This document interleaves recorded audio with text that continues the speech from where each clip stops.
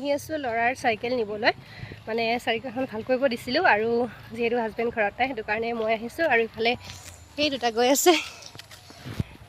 চাইকেলখন নিবলৈ আহিছোঁ আৰু মানে বহু দিনৰ পৰা বেয়া হৈ আছিলে গৰমটোৰ কাৰণে ভাল কৰি দিয়া নাছিলোঁ মানে চাইকেল চলাই ঘূৰি ফুৰিব বুলি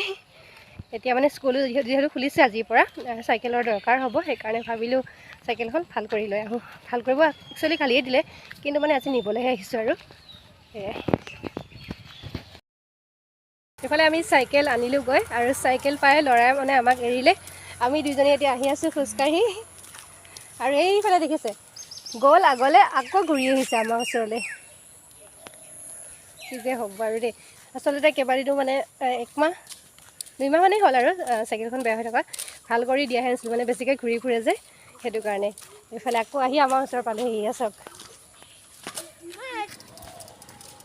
এইফালে চাইকেল পাই লৈ মানে ক'বই পৰা নাই আৰু সেয়া